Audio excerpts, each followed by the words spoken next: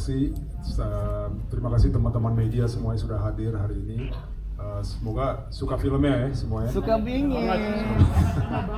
Oke, saya terima kasih kepada tim Magma, Charles dan Bulinda, ajak Rapi dari awal Kodrat ya, dan saya udah lihat benar-benar potensial Kodrat sangat bagus.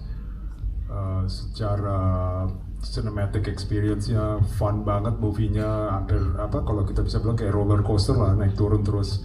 Jadi waktu ditawarin project Kodrat 2 itu saya langsung bilang yes, karena memang saya tahu akan melebihi dari Kodrat 1. Dan kita lihat juga di sini memang secara production value, secara fun elemennya semua tercapai di Kodrat 2. Film Kodrat ini yang kedua sebagai sequel punya sebuah tantangan yang luar biasa. Tapi saya ikut bersyukur dan saya berbahagia bahwa ternyata yang bersedia untuk kemudian mengarungi tantangan ini bersama dengan kami di Magma Entertainment, keluarga dari Pak Sunil, keluarga Rapi Film, Pak Gop terutama bagi kami itu sangat luar biasa, memberikan restu dan memberikan segala sesuatu dari sisi dukungan moral maupun dari support untuk budget yang pastinya harus kita tingkatkan karena kita mau naik kelas semuanya. Itu yang pertama. Yang kedua, teman kami dari Malaysia yang juga sudah membantu untuk mensukseskan film Kodrat yang pertama, Astro Show, kembali lagi bersama dengan kami kali ini. Dan kali ini mereka pun sudah tidak sabar untuk memberikan salam mereka kepada Ustadz Kodrat kita dan seluruh jajarannya. Azizah buat mereka adalah seorang sosok yang kami tumbuh kembangkan lewat skenario, dan buat mereka kehadiran Acha Septriasa ini sangat ditunggu bersama dengan teman-teman yang lain. Kemudian kami tetap didukung oleh Idiosource, oleh Pak Andi, dan bersama dengan Pak Andi ada juga teman-teman dari Virtue Lines, Ardi dan Arya Setia Dharma. Kemudian juga ada dari Caravan Studio yang tetap mendukung kami. Kalau teman-teman nanti keluar ke depan pada waktu nanti kita buka bersama, di situ sudah terlihat hasil karya dari Caravan Studio, Chris Lee bersama dengan Yuda Negara Nyoman, dan tentunya dari Legacy Pictures yang tidak bukan mencoba untuk memberikan kami kesempatan yang terbaik agar hadirnya Kodrat 2 ini sungguh-sungguh bisa merangkul lebih banyak, lebih luas, agar apapun yang menjadi sebuah perjuangan iman dari yang kita perlihatkan di lewat Kodrat kedua ini dapat memang merambah ke setiap hati siapapun nanti yang menontonnya. Last but not least, masih ada, makanya karena itu ini adalah sebuah proyek yang buat saya pribadi merupakan sebuah tantangan, tapi juga sebuah proyek syukur yang luar biasa. Karena Dian Sastrowardoyo bersama dengan timnya, Rio dan Hiskia, itu sama-sama mendukung kami lewat Beacon Filmnya. Dan kenapa dia mau bergabung, nanti teman-teman pas ketemuan sama Dian, teman-teman boleh bertanya sendiri kepada beliau. Jadi dukungan support luar biasa. Terus terang kemarin saya pribadi sangat deg-degan. Malam ini, siang ini melihat reaksi teman-teman tadi datang, tapi melihat begitu ramainya teman-teman yang hadir di sini dari media, ini merupakan dukungan yang juga sangat amat kami syukuri, dan terima kasih untuk itu teman-teman sekalian. Jadi kemarin pada waktu kami, yang surprising pada waktu kami special screening adalah bahwa ternyata Ustadz Kodrat, fans kamu dari Bengkulu, dari Bali, dari Jambi, dari Surabaya, itu datang semua ke special screening. Dan Kodratlicious atau yes. Kodratlovers. Jadi mereka semua hadir karena mereka merasa menunggu sebanyak 2 tahun itu sudah terlalu lama. Jadi mohon dukungannya teman-teman, karena kita tetap akan melakukan special screening besok di 10 kota yang akan membuat Kodrat ini semakin dikenal dan semakin merambah ke seluruh Indonesia. Tantangan untuk menghadirkan sequel memang harus memberikan sesuatu yang lebih besar, yang lebih baik, yang lebih heboh, yang lebih daripada yang pertama. Dan tantangan ini bisa terwujud karena saya didukung oleh banyak teman-teman yang lain. Menghadirkan elemen CGI, seperti kemudian bagaimana meyakinkan teman-teman bahwa yang dilihat sejak awal itu adalah Aswala yang hadir memang dari film pertama dan dia berubah dari sosok humanoid kemudian kembali ke CG. Itu ada teman-teman dari Dalang Digital. Selama menonton tadi saya cukup yakin teman-teman banyak terbuai dari musik yang kemudian dibuat sama Arya Prayogi, sound dari Andre dari Alunan, Bengawan Studio. Itu ada tim makeup kostum yang duduk ikut menonton di sana. Wow. Bagaimana mereka membuat semua pemain itu blend dengan keadaan, dengan lokasi, dengan look. Om Frans Pat tadi kabur kemana saya nggak tahu, tapi semua set yang ada di film itu dengan teman-teman tim art ada di belakang sana. Terima kasih semuanya. Ada 28 set yang dibangun khusus untuk film ini. Jadi segala sesuatu itu memang dipikirkan dengan sangat maksimal. Ada timnya Kang Cecep dan Jonathan Ozo untuk menghadirkan koreografi dan fight, dan cast-nya juga luar biasa. Semua cast di sini termasuk dari ujung Della, Doni, Kang Septian, Hana, sampai ke Aca dan tentunya Vino itu bekerja keras untuk menghasilkan semua yang teman-teman tonton hari ini. Jadi saya kalau ditanya, saya malah merasa bersyukur karena saya banyak ditemani begitu banyak teman-teman yang saya yakin sangat mencintai Kodrat seperti kami yang kemudian ada di Magma mencintai Kodrat. Dan semoga cinta ini bisa menular ke teman-teman semua yang menonton dan yang akan menonton di Lebaran di hari kemenangan tahun 2025 ini. Lagi-lagi ini merupakan gabungan ya. Aca memainkan scene-scene sholat tobat dengan luar biasa, tetapi kemudian hadir juga Aswala dalam bentukannya yang kemudian semakin nyata karena merupakan pengembangan dari film yang pertama. Dan bagaimana Vino kemudian juga memperlihatkan kegigihan dia sebagai seorang suami dan kebimbangan dia pada saat diminta bersujud di depan iblis, tetapi dia tidak kuasa menolak karena istrinya yang kemudian diancam. Gambarnya Hani Pradigya dengan tim dari sinematografi, musik, dan tentunya di sana ada Mas Asaf Antariksa, penulis kami bersama Gia Reksi yang mungkin belum naik ke panggung, tetapi pilihan ayat, kata-kata yang kemudian hadir, adegan yang dirancang gitu ya, dengan berbagai macam tulisan yang tidak satu draft, kita coba berkali-kali dan berkali-kali sampai kemudian ketemu apa yang teman-teman bisa tonton hari ini.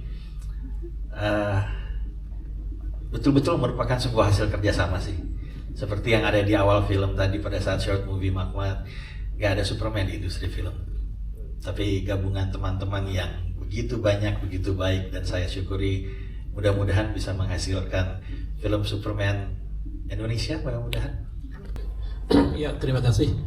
Ya, memang sequel 2 ini merupakan tantangan, tapi pada dasarnya yang pertama kami pikirkan adalah bahwa suami istri ini, Kodrat dan Azizah, mengalami ujian keimanan yang sama, yaitu kehilangan anaknya yang paling dicintai, yaitu Alif. Ya. Nah, bagaimana kita menciptakan satu peristiwa ujian keimanan dalam satu ruang dan waktu yang sama. Dan akhirnya kami menemukan bahwa Azizah ada di ruang yang sama, di rumah yang sama, tapi kemudian oleh Aswala dia diuji keimanannya gitu. Nah, PR kedua adalah kalau di Kodrat 1 itu moral value-nya adalah berserah diri kepada Allah, sehingga di ujung cerita itu Kodrat mengatakan innalillahi wa inna ilaihi raji'un. Ya, dengan berserah diri itu kemudian dia bisa ikhlas ya ketika anaknya meninggal. Lalu moral value apa yang akan kita lekatkan pada sequel yang kedua ini? Dan kami menemukan bahwa moral value-nya adalah tobat. Dan tobat itu kami lekatkan pada karakter Azizah. Dan di dalam cerita sequel kedua ini justru karakter arc yang terjadi itu bukan pada Kodrat tapi pada Azizah.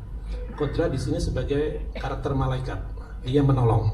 Sedangkan Azizah mengalami karakter change. Ya. Ujian keimanannya adalah ujian keimanan yang terjadi pada orang biasa. Kalau Kodrat itu mampu meraih keimanan melalui peristiwa yang sangat luar biasa, yaitu mati suri, sementara Azizah mencoba meraih ya dan membangun kembali keimanannya melalui cara-cara yang biasa dilakukan oleh orang awam, yaitu sholat tobat. Dan maka akan terasa bahwa itu lebih emosional ya bagi penonton ya, karena dia berjuang sebagai orang yang sangat biasa ya. Dia merasa musyrik, dan kemudian dia berjuang sendirian karena sebelumnya dia tahu bahwa suaminya sudah meninggal. Dia berjuang untuk meraih keimanannya sendiri. Maka moral value dari film ini adalah tobat. Nah, nanti kemudian ada PR lagi nih, sequel ketiga moral value-nya apa ini? Nanti kita akan berpikir, pasti kolaborasi dengan yang lain, dengan teman saya GRXI yang hari ini sore ini nggak bisa hadir, juga akan pasti diskusi dengan juga Charles ya. Dan terima kasih, saya bangga sekali bisa bersama dengan Universe-nya Kodrat. Terima kasih buat all cast, all crew juga terima kasih. Karakter Safi ini karakter yang pertama kali saya terima dalam perjalanan saya menerima tawaran-tawaran peran, karena saya di sini jadi villain, jadi karakter antagonis. Dan saya harus memainkan, dan saya banyak diskusi sama tentunya saudara, terus saya melihat kondisi teman-teman cast yang lain supaya saya dapat feel-nya. Dalam waktu reading saya masih belum dapat karakter ya, Vin ya. Safi itu mau diapain? Sampai di last minute syuting, Pak Charles emang luar biasa. Dia punya imajinasi spontanitas yang tinggi ketika membentuk karakter. Jadi Safi yang ada, yang semuanya lihat itu adalah hasil dari kolaborasi spontanitas tingkat tinggi. Wow. Pak Charles, terima kasih. Terima kasih pertanyaannya, terima kasih juga teman-teman yang sudah menyempatkan hadir ke sini. Terima kasih juga cast dan kru yang sudah membantu aku dalam proses syuting. Dalam memerankan Sri ini, porsinya Sri itu tidak besar, tidak banyak. Jadi aku tahu aku harus bermain dengan sangat luar biasa agar aku tidak tenggelam. Ya, dibandingin sama senior-seniorku, betul kan? Betul. Jadi di sini aku memang harus selalu berada di dalam dunia kodrat. Aku harus merasa aku benar-benar di dalam situ. Tapi aku juga harus memisahkan mentalku kalau aku berada di dunia yang nyata juga. Jadi biar nggak terlalu muluk-muluk, karena di scene ini aku gore banget, mencekam dan mengerikan. Kalau aku sampai nggak bisa tap out dari karakternya, mungkin aku bisa stres di lokasi syuting. Ya, jadi persiapan mentalnya adalah tap in dan tap out dari karakter. Itu yang paling aku jaga selama syuting supaya nggak berlarut-larut. Berarti lebih persiapan mental ya, ini yang luar biasanya ya. Lebih ke mental, karena memang selain ceritanya serem, karakternya juga kasihan gitu. Setnya serem banget. Kalau kita nggak pinter-pinter tap out dari karakter, mungkin akan selalu ke bawah. Aku sejujurnya ini adalah salah satu universe yang paling kutunggu-tunggu juga. Jadi sewaktu ditawarin ada Kodrat 2 dan ditawarin Purwanti, aku nggak mikir lagi, kayak yes. Dan terima kasih banyak, aku sangat bangga bisa berada di universe ini dan bangga bisa bersama dengan teman-teman di sini yang energinya luar biasa. Dan sama-sama yes. Dan ya di sini Purwanti itu sosok yang berani ya, dan yang aku paling suka dari karakter Purwanti ini sendiri bahwa dia itu berani untuk mengeluarkan voices atau suara yang sangat didengar, atau ketika ada sebuah ketidakadilan dalam pekerjaannya atau di lingkungan kerjanya, dia berani untuk menyuarakan itu. Dan bagaimana dia memperjuangkan hak-hak wanita teman-temannya sesama buruh di situ. Dan itu buat aku kayak, wah, dia ini benar-benar sosok yang luar biasa dan aku benar-benar happy sekali bisa di sini untuk membawakan Purwanti di Kodrat 2 ini. Ngelihat adegan Safik jatuh, semuanya pada tepuk tangan tuh. Kayaknya senang banget. Tapi mereka ketawa pada saat lu nunjuk-nunjuk Kodrat tuh, gue lihat. Ya alhamdulillah. Jujur saya belum melihat filmnya secara utuh. Saya nunggu nanti malam, karena buat saya premier ini waktu yang sakral buat saya. Saya pengen bisa nikmatin filmnya full pada saat udah lepas dari kegiatan perubahan segala macamnya. Nah, film Kodrat kedua ini memang universe yang saya tunggu-tunggu juga gitu. Begitu dapat tawaran dari Magma, dari Cilinda, dari Bang Charles, saya dengan senang hati gitu ngebaca skripnya. Dan begitu saya baca skripnya, wah ini luar biasa nih, gitu. Terima kasih juga udah diajak di sini Cilinda. Pak Sunil, terima kasih semuanya. Ini kebanggaan buat saya, begitu saya ngebaca skripnya. Nah, tapi yang lebih serunya itu pada saat saya datang ke proses reading, ketemu sama Vino dulu, ngobrol-ngobrol segala macam, ngomong soal karakter. Vin, lu mau kayak gimana karakternya? Don, lu mau kayak gimana karakternya? Ngobrol-ngobrol. Besoknya setelah ngobrol-ngobrol tentang skrip dan karakter segala macamnya, tiba-tiba kepikiran untuk nambahin adegan fighting di mana di truk, dikasih tantangan sama Vino nih, Don, mau nggak lu kalau misalkan nanti kita fightingnya pakai bahasa Arab? Seru juga tuh, Vin. Boleh tuh. Oke, ayo kita ngobrol yuk sama Bang Charles, sama teman-teman yang lainnya. Ini pasti akan nambah tantangannya nih. Jadi itu memang adegannya sulit. Jadi teman-teman bisa ngebayangin, teman-teman udah nonton kan gitu. Kita fighting di truk, keadaannya sempit, ada adegan yang rumit juga fightingnya. Saya pakai prostetik, saya pakai soft lens ya. Itu kita ngeliat cuma sedikit tuh, kecil gitu. Saya ngeliat Vino tuh. Yeah. Terus juga ternyata pada saat fighting saya harus menggunakan bahasa Arab, jadi kita balas-balasan pakai bahasa Arab tuh gitu. Itu sulit banget, tapi itu adalah adegan yang saya senang banget bisa ngejalaninnya. Lebih dari tantangan lebih daripada adegan-adegan action yang pernah saya jalanin sebelumnya. Itu sangat menyenangkan. Ya, terima kasih udah dikasih kepercayaan untuk bisa ngejalanin, dan proses ngebangun karakter, proses ngebangun segala macamnya itu sangat menyenangkan di Magma. Bang Charles juga benar-benar concern soal karakter, concern soal action, concern tentang hal kecil, detail tentang scene, tentang karakter yang ada di film ini. Ya, menurut saya semua adegan di sini tuh ada tantangannya, ada proses bagaimana cara delivernya ya, pilih-pilih skala-skala yang kira-kira bisa believable buat dinikmatin sama penonton juga gitu. Tapi pastinya untuk diskusi sama sutradara terus-terusan, karena memang untuk menemukan proses Azizah itu, sebagai background Azizah aja tuh saya kewalahan sebenarnya, karena kan gak terlalu diceritain di Kodrat yang pertama gitu.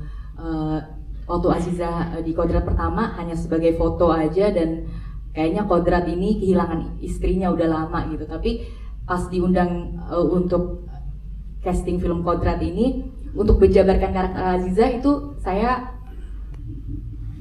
tanya sebenarnya ke Mas Charles juga gitu. Iya, sebenarnya nggak casting ya, jadi kayak langsung karena datang itu emang karena dipanggil gitu loh, jadi dipanggil dan Charles bilang kita ada satu peran nih, Ca, lo nonton Kodrat kan gitu. Aku bilang iya, nonton dulu pas lagi Oktober 2022 gue nonton di bioskop, dan ada nih karakter yang kita udah cari beberapa pemeran, tapi kita baru inget di meja ini nama lu gitu. Jadi ada 5 orang yang inget nama saya di waktu yang sama. Wow. Okay. Dan itu memang benar gitu. Yes. Dan itu ketika saya lagi di Sydney, lagi kayak aduh pengen banget nih gue main film lagi, tapi kok nggak ada yang manggil ya gitu. Dan pada saat itu saya lagi berdoa sama Allah, bilang ya Allah, berilah saya pekerjaan lagi yang mendekatkan saya kepada Engkau. Amin. Akhirnya 10 menit saya setelah beres sholat asar itu, saya ditelepon sama Charles, video message. Dia bilang, Ca, ini aneh banget. Gue lagi mencoba mencari peran di film Kodrat 2 Aziza, tapi kita nggak, ya kita mungkin kepikiran lo, tapi kita masih nyangkanya, aduh ini Aca available nggak ya, karena dia jauh gitu. Terus lu kalau gue ngeliat foto lo di Instagram, lo lagi di pantai pakai baju seksi, kayaknya nggak pantas jadi Aziza. Jadi kayak kita ragu-ragu gitu mau manggil lo gitu. Ya udah deh, ini nih lo nonton Kodrat 1 ya, gimana kira-kira menurut lo gitu. Ya udah, akhirnya nggak sampai 2 minggu kemudian datanglah ke kantor makan, udah dengan Vino, Mas Doni Alamsyah dan lain-lain, udah latihan fighting. Pressure dong, wah kok udah sampai mana nih semua, udah pada latihan nih gitu. Terus pas datang itu rambut masih bule lagi kan, maksudnya kayak harusnya ya Aziza perawakannya pasti kan adalah, menurut aku, pikiran aku, wah istri seorang ustadz gitu kan. Jadi pada saat itu pas datang ya mendengarkan aja nih apa kata sutradara Mas Charles, apa kata pemeran-pemeran yang lain soal riwayat Aziza itu sebenarnya di Kodrat 1 seperti apa. Tapi karena nggak banyak diceritain, jadi cuma dengar universe ceritanya aja gitu. Dan apa ide-ide yang tadi ditulis di mobil tuh menjelang mau ketemu sutradara nih, buyar semua. Salah semua. Kirain aku Aziza itu kan, oh turunan orang sakti nih, pasti suaminya, istrinya Ustadz Kodrat, pasti dia juga jago baca Al-Quran misalnya, apa kek gitu, kayak pasti ada kelebihan nih. Enggak, ternyata enggak ada.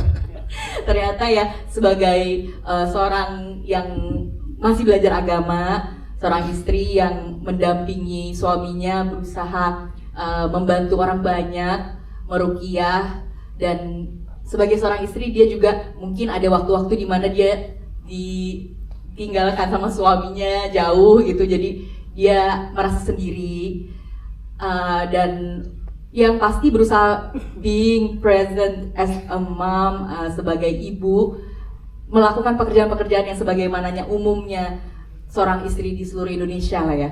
Dan untuk menjadi seseorang yang begitu sederhana, buat aku ternyata sulit. Tidak mudah ternyata. Menjadi seseorang yang benar-benar bisa mendampingi, itu ternyata luar biasa. Gimana ya caranya mendeskripsikan perempuan seperti ini ya. Menonjol juga gak terlalu, terus kayak harus, ternyata dia merasa berdosa lagi gitu kan. Dan pada saat sholat tobat itu ternyata saya dapat kayak wahyu gitu ya. Karena dalam proses syuting itu sampai hari ke-20 pun saya juga nggak tahu mau berbuat apa sebenarnya untuk si sholat tobat itu. Untungnya di take-nya kayaknya di hari-hari yang mungkin udah masuk proses 10 hari, 15 hari syuting baru ada adegan itu. Jadi untungnya saya juga seneng banget, oh adegan itu untung aja agak ke belakang. Dan waktu itu akhirnya dapat sebuah puisi W.S. Rendra, puisi terakhirnya di mana dia menuliskan sebelum dia kematiannya dia gitu, sebelum dia meninggal. Dan di situ sebenarnya puisinya saya udah ada di note saya udah lama, tapi saya baru baca lagi di hari itu karena take-nya cuma 3 sebenarnya. 2 pertama saya masih ngerasa, Cas ini bener nggak ya? Bener nggak sih kayak gini gitu? Formulanya bener nggak sih dia menyampaikan kecewanya tuh seperti ini, bagaimana dia berdosanya dan keraguan-keraguan dia itu, keraguan sama diri sendiri loh itu. Jadi Aziza melawan dirinya dia sendiri karena belum ada gangguan dari Aswala itu, dia melawan dirinya sendiri. Dan ya disitulah karena puisi W.S. Rendra itu saya jadi terbawa, dan akhirnya di take ketiga itu saya pikir saya nggak bisa ngulang lagi ya Charles. Dan hasilnya luar biasa nih, tepuk tangan yang untuk baca, thank you. Teman cast dan kru yang luar biasa yang sudah membuat kami terlihat seperti di film ini. Tanpa kalian tidak akan bisa seperti ini. Terima kasih Pak Sunil, Rapi Film, Charles, Cilinda, Magma, dan Om Hendrik yang selalu menemani saya ketika saya reading dan latihan fighting. Setiap hari kita ngobrol, dan tadi lihat fotonya terharu sekali gitu. Terima kasih Om. Ya betul, Kodrat ini lagi-lagi berbicara tentang keimanan gitu. Tadi sudah dijelaskan oleh Mas Asaf tentang pertobatan, apa yang dialami Azizah ini sebenarnya sudah dialami oleh Kodrat di Kodrat pertama. Ketika imannya runtuh, bahkan dia mati suri. Tapi ketika dia balik lagi, dia harus melakukan ibadah. Nah, ibadah buat saya, ini sudut pandang saya gitu ketika saya baca skripnya gitu. Ibadah terbesar dan terpanjang seorang manusia itu adalah berumah tangga, menikah, punya istri, punya suami. Itu ibadah yang sangat panjang banget, sangat berat banget untuk seorang manusia. Dan ketika Kodrat sudah berhasil mengembalikan keimanannya dia kembali beribadah sesuai dengan kodratnya dia sebagai manusia. Dia mencari serpihan-serpihan keluarganya. Ketika anaknya sudah diambil oleh Allah, sekarang dia mencari istrinya. Jadi memang perjuangan seorang manusia ini hanya simbol aja gitu, tapi kita sebagai manusia juga sebagai imam dalam rumah tangga, bahkan imam dalam diri kita sendiri itu sulit banget untuk mencapai titik keimanan yang settle gitu, pasti fluktuatif. Nah, saya melihat Kodrat di part kedua ini lebih ke arah situ sih, bahwa perjuangan seorang kepala rumah tangga menjaga istrinya, menjaga keluarganya, rumah tangganya itu adalah perjuangan yang luar biasa, yang panjang dan terberat.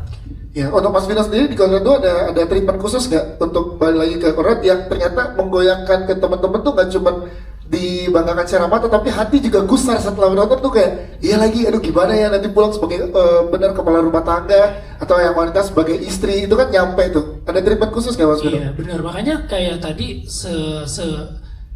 Kodrat itu kan nggak pernah menyebut dirinya ustadz. Ya. Selalu yang menyebut dia ustadz adalah orang di sekitarnya. Karena buat dia nama ustadz itu bebannya tuh berat sekali gitu, tinggi sekali gitu. Jadi nggak sembarangan orang memakai nama ustadz, kiai dan sebagainya. Buat Kodrat itu sesuatu yang sakral sekali, makanya dia tidak pernah menyebut namanya dengan embel-embel ustadz. Tapi begitu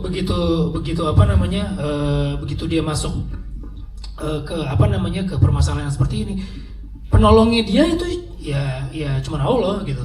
Tapi apa nih yang mau kita bedakan di Kodrat pertama ke Kodrat kedua? Pertama, ngobrol sama Charles, kita pengen bikin adegan fight yang nggak monoton, nggak repetitif seperti yang pertama. Kalau yang pertama Charles ini udah dedengkotnya lah, bela diri gitu dulu, mantan stuntman soalnya. Jadi kalau pertama kita hajar dengan Randy Pangalila dengan fight yang keras, kita nggak pengen repetitif di kedua ini dengan seperti itu. Kita pengen yang lebih art, kita pengen yang lebih classy. Ada yang bilang, oh ini Jackie Chan, John Woo, apa semuanya nggak apa-apa gitu. Ada silatnya juga. Tapi buat saya seni bela diri itu banyak banget. Dan Charles mau menawarkan di sini yang beda lagi gitu. Terus tentang Ruqyah di part pertama, wah Ruqyah semua isinya. Kedua Ruqyahnya seperti apa sih? Doanya sebagian ada yang sama, tapi sebagian ada yang berbeda gitu. Tapi yang paling penting itu bukan Ruqyahnya sih sebenarnya, tapi apa yang dibacakan oleh Kodrat tadi. Kalau dibaca subtitlenya itu dalam banget sebetulnya, artinya itu dalam banget. Bacaan sholat Azizah aja yang setiap hari kita baca, itu terkadang kita iftitah itu bacanya hanya baca aja, tapi kita nggak ngerti artinya itu apa sih gitu. Nah di film ini bukannya kita mau menawarkan, hampir semua film horor orang bilang adegan sholat lagi diganggu setan lagi, tapi bukan itu sih yang pengen ditawarin. Tapi pernah nggak kita berpikir apa sih bacaan sholat itu artinya apa sih gitu? Nah kita pengen lebih ke dalamnya seperti itu. Jadi film ini fun, film ini entertaining, tapi film ini juga menyempilkan sesuatu yang sebenarnya dekat sama kita tapi kita lupa.